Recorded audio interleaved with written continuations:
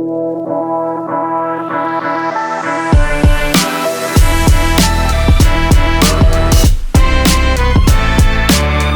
ิงๆแล้วติดตั้งง่ายครับ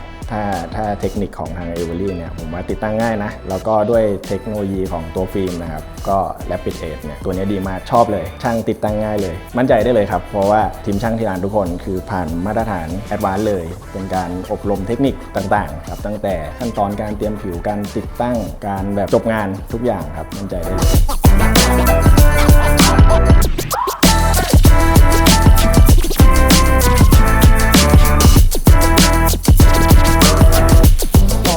ในเรื่องของที่มีนวัตกรรมที่ว่าเป็นเจลใช้ในการติดตั้งอย่างเช่นชิ้นยากๆที่มีความการยืดหยุ่นของฟิล์มในการดึงติดตั้งครับเจลสามารถใช้ได้ดีมากครับแล้วได้มาสัมผัสการใช้เทคนิคต่างๆอย่างเช่นการใช้น้ำร้อนในการติดตั้งแล้วก็นวัตกรรมของฟิล์มของเขาเวลาการติดตั้งมันใช้น้ำร้อนเก็บขอบเก็บมุมเลย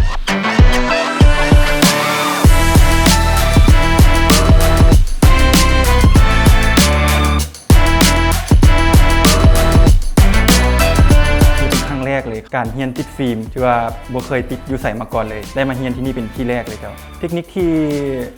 มักที่สุดนี่มันการใช้น้ำร้อนในการจบงานเพราะว่าฟิล์มของ Avery นี่สามารถใช้น้ำร้อนในการจบงานได้บ่ได้ใช้แอลกอฮอล์ทั่วไป